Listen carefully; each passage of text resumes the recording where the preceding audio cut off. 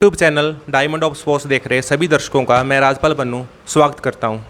दोस्तों, 15 जुलाई 1997 ये वो दिन था जिस दिन हमारा ज़िला फतेहाबाद अस्तित्व में आया। 23 साल के इतिहास में जो फतेहाबाद ज़िला है, इसने कई क्षेत्रों में बुलंदियों को छुआ। जो हमारा खेल का क्षेत्र है, इसमें हमारे कई ऐसे डायमंड हुए हैं जिन्होंने अपने मेहनत और परिश्रम के दम पर काफ़ी बुलंदियों को छुआ है। राष्ट्रीय और अंतर्राष्ट्रीय स्तर पर हमारे फतेहाबाद ज़िले की नई पहचान बनाई है। तो दोस्तों, इसी कड़ी में आज हम आपको मिलवाने जा रहे हैं एक ऐसे परिवार से जिसमें एक नहीं तीन राष्ट्रीय स्तर के खिलाड़ी हैं और पूरे फतेहाबाद ज़िले में ये परिवार अपना विशेष स्थान रखता है। तो दोस्तों, आपका ज़्यादा इंतज़ार ना करवाते हुए मैं आपको मिलवाने जा रहा हूँ देमीवाल परिवार से। तो हमारे साथ मौजूद हैं आज सूरजभान देमीवाल सर। तो आपका हमारे चैनल पर बहुत बहुत स्वागत है सर। नमस्कार जी, सभी को राम राम। 8 बार जो वेटरन एथलेटिक चैम्पियनशिप होती है नेशनल की, उसमें आपने हरियाणा को रिप्रेजेंट किया। यहाँ तक मुझे जानकारी है 2 बार आपने civil service, all India civil service जो गेम है उसमें हॉकी और फुटबॉल में हरियाणा को रिप्रेजेंट किया। तो मैं आपसे सवाल जवाब का सिलसिला शुरू करना चाहूँगा सर। तो मैं आपसे ये जानना चाहूँगा, जो आपका खेल जीवन है, जो आपका खेल का सफ़र है, वो कब और कैसे शुरू हुआ? आप अपनी जो स्कूल, क्योंकि जो खेल है खिलाड़ी है तो वो स्कूल या कॉलेज से तैयार होते हैं, मेनली वो स्कूल से तैयार होते हैं। तो आप अपने पूरे खेल करियर के बारे में हमें बताएं कि आपने खेल, जो आपका करियर है, वो कैसे शुरू किया और अपनी स्कूल और कॉलेज की लाइफ थी उसमें आपका खेल है वो किस प्रकार फला फूला। मैंने अपने खेल जगत की शुरुआत जो की थी वो जनवरी 1988 में की थी, जब मेरा जवाहर नवोदय विद्यालय में सिलेक्शन हुआ था। तो उस समय जवाहर नवोदय विद्यालय में पहले दिन हमारे एक पीटीए मैडम थे, उन्होंने सिर्फ जॉगिंग करना सिखाया था। जब हमें पता लगा अभी खेल क्या चीज़ है और जॉगिंग क्या होती है, तो धीरे धीरे हमने उनके मार्गदर्शन में इस खेल को ज़्यादा से ज़्यादा बारीकी से इसके गुर सीखे। और क्योंकि हमें वहाँ नवोदय में सभी को एक गेम स्पोर्ट्स सुनना बहुत ज़रूरी था, सुबह और शाम हमें प्रैक्टिस करनी पड़ती थी। और धीरे धीरे हमने वहाँ पर अपने जॉगिंग के ज़रिए और शाम को खेल के ज़रिए इसको क्रम इसको धीरे धीरे हम आगे बढ़ाते रहे। तो उसके बाद में जैसे जैसे हम 7th क्लास में हुए, तो उस समय 7th कक्षा में हमारे गुरुजी श्री सुंदर सिंह खरब जी, जो हॉकी कोच थे, एनएस थे, वो आए और उन्होंने हमारे को और ज़्यादा खेलों की बारीकी, जो हम ये कह सकते हैं भी जो खेलों की ABCD है, वो उन्होंने और बेहतर ढंग से उन्होंने उसको और ज़्यादा सिखाई। तो उससे लेकर आज तक मैं लगातार सुबह और शाम ग्राउंड को नहीं छोड़ रहा हूँ और रेगुलर अपने परिवार के साथ हर रोज़ सुबह और शाम मैं मैदान में जाता हूँ और अपना जो भी वर्कआउट है, हार्ड वर्क हो चाहे स्लो वर्क हो, उसको हम पूर्ण रूप से उसको मैं करता हूँ। बहुत बढ़िया सर। आप ग्रामीण अंचल से संबंध रखते हैं, आपका जो जन्म है वो एक ग्रामीण परिवार में हुआ है। तो जो हमारा ग्रामीण अंचल है, वहाँ जो खेल की मूलभूत सुविधाएं हैं उनकी काफ़ी कमी होती है। चाहे वो खेल मैदान की बात हो या खेल इक्विपमेंट की बात हो, जो बुनियादी खेल सुविधाएं हैं उनका काफ़ी अभाव होता है। तो आपको शुरुआती जो खेल करियर था उसमें आपको क्या कठिनाइयाँ आई और आपने जो अपने खेलने के लिए संसाधन हैं उनको आपने कैसे जुटाया, इसके बारे में आप हमें ज़रूर बताएं सर। मैं ग्रामीण अंचल से संबंध रखता हूँ, तो हमें पता है अभी गांव में सबसे जो बड़ी समस्या होती है, हमारे सामने स्टेडियम का अभाव होता है। और इसके अलावा जो मूल सुविधाएँ हैं, खेल की जो किट है वो तो रहेगी दूर की बात, क्योंकि हमें यदि गांव वाले बच्चों को थोड़ा सा भी यदि दौड़ने के लिए स्थान मिल जाए तो हमारे लिए वो पर्याप्त है। लेकिन इस प्रकार की परिस्थितियाँ हमने बचपन से इसको हमने झेलना शुरू किया था और धीरे धीरे हमने हमारे ग्राम पंचायत के शौक़ से, प्रशासन के शौक़ से उनको इन हमारी समस्याओं से अवगत कराया भी, ताकि हमें थोड़ा थोड़ा करके धीरे धीरे थोड़ा थोड़ा सामान दिया जाए। क्योंकि हमारे बच्चे हैं जो ग्रामीण क्षेत्र में प्रतिभाएं बहुत होती है और धीरे धीरे को हम आगे कैसे ही करके इनको आगे बढ़ाएं। तो हमने उनके शौक़ से वहाँ पर एक छोटा सा स्टेडियम तैयार किया, 200 मीटर का ट्रैक बनाया और 1-2 वॉलीबॉल कबड्डी, फुटबॉल और हॉकी के ग्राउंड तैयार किए और प्रशासन और ग्राम पंचायत ने काफ़ी हमें शौक दिया। उसके बाद से हमारा जो खेलों का सिलसिला है वो धीरे धीरे प्रगति की ओर बढ़ता गया और हमने धीरे धीरे जो हमारे जो ग्रामीण अंचल में जो प्रतिभाएं थी, उन्होंने जो अपने सपने संजो रखे थे, उनको हमने धीरे धीरे और ज़्यादा अपनी ले पकड़ दी और हमारे पास जो मूलभूत सुविधाओं की कमी थी वो पूरी होती गई। और जैसे जैसे हम बड़े होते हुए तो हमने नवोदय के अंदर रहते हुए अंडर 17, अंडर 19 को मैंने खो खो, हॉकी, फुटबॉल में 2 बार हमारी टीम को रीजनल लेवल पर रिप्रेजेंट किया है। उसके अलावा खो खो में मेरा अंडर 19 में नेशनल में सेलेक्ट हुआ था। और जैसे जैसे मैंने अपनी स्कूलिंग पास की उसके बाद में कॉलेज लाइफ में जो हमारा गेम था वो और ज़्यादा और बढ़ता गया। हमने वहाँ इंटर यूनिवर्सिटी, इंटर कॉलेज में खो खो, हॉकी और एथलेटिक्स में मैंने अपने कोच के मार्गदर्शन में शानदार प्रदर्शन किया। और जो भी मेरे साथी थी उन्होंने मुझे काफ़ी कुछ खेलों के बारे में बताया और बढ़ावा दिया। और मैं उन सभी का ही, जो मेरे कोच रहे हैं, मेरे गुरुजन हैं, उन सभी का ही मैं शुक्रिया अदा करता हूं। और धीरे धीरे हमने इस स्पीड को और तेज़ गति से इसको बढ़ाई रखा और इस प्रकार से धीरे धीरे जो कॉलेज लाइफ थी उसमें भी हमने काफ़ी कुछ उपलब्धियां हासिल की। बहुत बढ़िया सर। अगला सवाल आपसे सर कि आप वेटरन खिलाड़ी के रूप में आप 8 बार नेशनल में हरियाणा को रिप्रेजेंट कर चुके हो, तो वेटरन खिलाड़ी के रूप में आपने अपने खेल करियर की शुरुआत कब की और इसकी प्रेरणा आपको कहाँ से मिली और आप किस एज ग्रुप में नेशनल लेवल पर हरियाणा को रिप्रेजेंट कर चुके हो, इसके बारे में आप हमें थोड़ा विस्तार से बताएं। मैंने अपने मास्टर और वेटरन की जो प्रतियोगिता होती है उसकी शुरुआत 2011 में की थी। क्योंकि इसकी प्रेरणा जो आप कह रहे हो, इसकी प्रेरणा मैंने कई बार टीवी पे देखा था। टीवी पे देखने पर उन प्लेयरों का पता लगा अभी ये एज ग्रुप होते हैं, तो इनके जो एज ग्रुप होते हैं 35 प्लस से शुरू होता है वेटरन का। 35, 5 की स्लेब होती है, 40, 45, 50। तो जो प्रेरणा की बात कह रहे हो आप, उसके मैं जो हमारे बुज़ुर्ग प्लेयर हैं उनसे मैं ज़्यादा प्रभावित हुआ। क्योंकि जब एक 50 साल का, 55 साल का, 60 साल का एक बुज़ुर्ग व्यक्ति, एक बुज़ुर्ग महिला हमारे से ज़्यादा अच्छा प्रयास कर रहे हैं, अच्छा दौड़ रहे हैं, अच्छा दमखम दिखा रहे हैं, तो हम क्यों नहीं कर सकते। तो इससे क्या है, हमारे अंदर ऊर्जा और ज़्यादा मिलती है और मैं उन्हीं को ही अपना एक प्रेरणा स्रोत मानता हूँ इसके पीछे। और इसकी शुरुआत जो हुई थी 2011 में रोहतक में हमारी राज्य स्तरीय प्रतियोगिता ट्रायल हुआ था।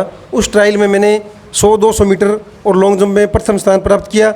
उस राज्य स्तरीय प्रतियोगिता के आधार पर मेरा सिलेक्शन राष्ट्रीय प्रतियोगिता में हुआ, जो कि पांडिचेरी में आयोजित हुई थी। उस पांडिचेरी राष्ट्रीय प्रतियोगिता में मैंने 4 मेडल प्राप्त किए थे, 100 मीटर, 200 मीटर, लॉन्ग जंप और रिले। और उस प्रतियोगिता के बाद उसका मेरा जो एज ग्रुप था वो 35 प्लस था। उसके बाद में मैंने हर बार ये प्रतियोगिता आयोजित होती है तो इसमें मैं रेगुलर पार्टिसिपेट कर रहा हूँ और मैं कम से कम 10 मेडल इस प्रतियोगिता में आज तक मैं हासिल कर चुका हूँ। बहुत बढ़िया सर।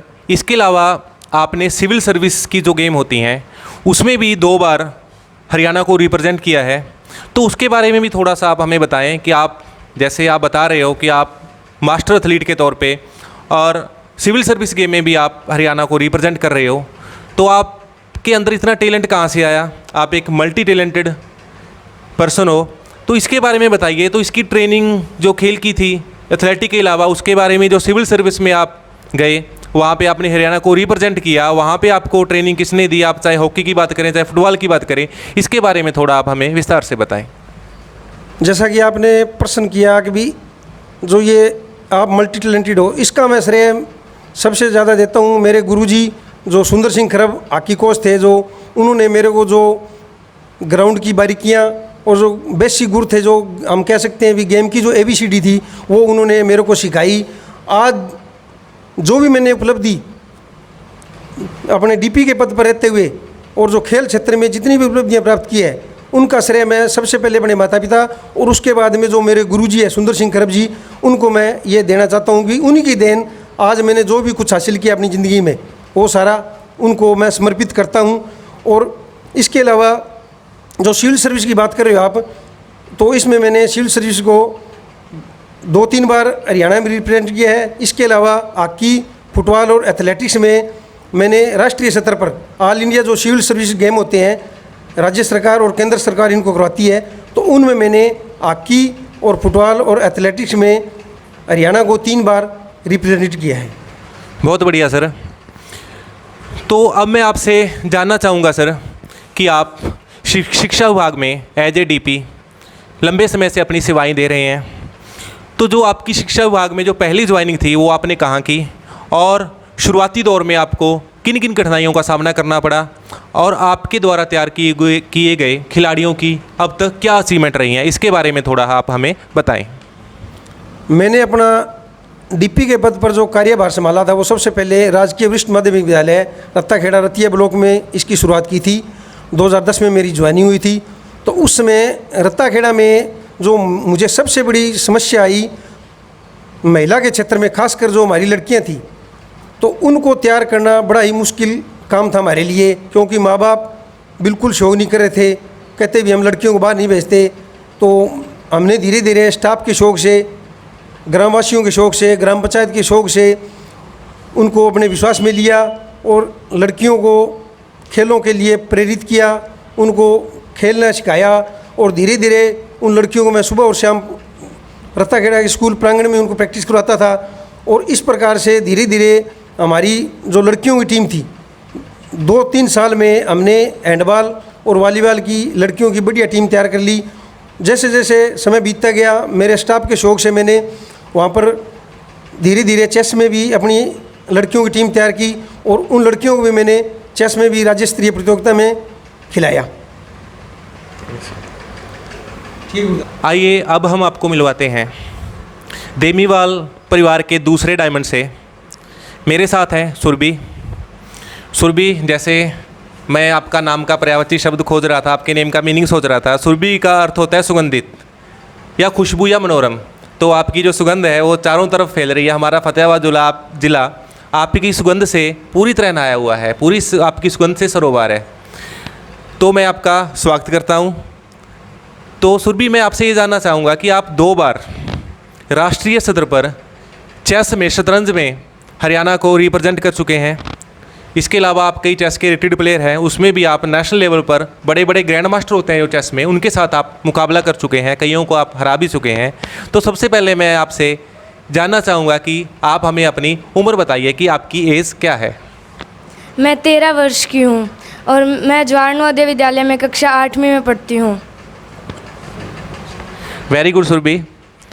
तो मेरा अगला क्वेश्चन आपसे कि आप चेस के नेशनल लेवल के प्लेयर हैं, तो जो आपने चेस है इसकी ट्रेनिंग कहाँ से ली, और आपने चेस खेलना कब शुरू किया, कौन सी कक्षा से शुरू किया, और आपने जो चेस की ट्रेनिंग कहाँ से ली, और आपके इसमें चेस के जो ट्रेनर थे वो कौन थे, इसके बारे में आप हमें बताइए। मैंने चेस की ट्रेनिंग 3री कक्षा में शुरू की थी। पहले तो मैंने अपने माता पिता से ही सीखा है, फिर बाद में फतेहाबाद में द चेस स्कूल फतेहाबाद के नाम से एक एसोसिएशन है, उसमें चंदन चावला सर ने पहले ट्रेनिंग दी और उसके बाद प्रमोद खरवास सर ने भी दी है। Very good Surabhi. तो जो चेस खेल होता है इसके बारे में थोड़ा आप हमें बताएंगे, ये किस तरह खेला जाता है। जैसे अभी आपके पापा का मैं इंटरव्यू कर रहा था तो वो बता रहे थे, उनसे मेरी बातचीत हो रही थी, वो बता रहे थे कि इसमें थोड़ा रेटिंग भी होती है। तो वो रेटिंग किस प्रकार दी जाती है और वो रेटिंग का क्या मतलब है, इसके बारे में थोड़ा आप हमें, जो चेस की है वो टेक्निकल नॉलेज अगर आप हमें देना चाहें तो वो आप हमें ज़रूर बताएं। फिडे के द्वारा बहुत सारे टाइटल्स मिलते हैं, जैसे grand master, international master, FIDE master. तो वैसे ही रेटिंग तब खुलती है जब हम किसी को रेटेड प्लेयर के साथ ड्रॉ करें या उससे जीत जाएं, तो हमारी रेटिंग खुल जाती है। आप कौन से मास्टर हो बताना चाहेंगे? मेरी अभी रेटिंग है, जो टाइटल्स होते हैं वो 2000 से ऊपर रेटिंग के मिलते हैं, तो मेरी रेटिंग अभी 1025 ही है। जब मेरी रेटिंग खुली है उसके बाद एक बार लॉकडाउन आ गया है, कोरोना की बीमारी आ गई, इसलिए उसके बाद टूर्नामेंट्स नहीं हुए अभी। ओके सुरभि, आप 2 बार जवाहर नवोदय विद्यालय है उसकी तरफ से आप SGFI अंडर 14 नेशनल में आप जवाहर नवोदय विद्यालय है उसको आप रिप्रेजेंट कर चुके हो। तो वहाँ का आप बताएं कि वहाँ आपकी क्या अचीवमेंट रही और आप इस लेवल तक कैसे पहुँचे। तो आपने जो जवाहर नवोदय विद्यालय की जो कंपटीशन होते हैं वो आपने कहाँ से शुरू की और जो नेशनल प्रतियोगिता SGFI नेशनल का जो सफ़र था वो आपने कैसे तय किया। नवोदय के पहले सबसे पहले क्लस्टर होते हैं, उसमें मेरी फ़र्स्ट पोजीशन थी। उसके बाद रीजनल में मेरी फ़र्स्ट पोजीशन थी। फिर नेशनल था, नेशनल का पहले कैंप लगता है, फिर हम कैंप में ट्रेनिंग करवाते हैं 15 या 20 दिन, फिर हमारे नेशनल के गेम्स होते हैं। तो नेशनल में भी मेरी पोजीशन थी। फिर उसके बाद SGFI होता है। SGFI में हमारा टीम का बहुत अच्छा प्रदर्शन था और मेरी 7th पोजीशन थी SGFI में।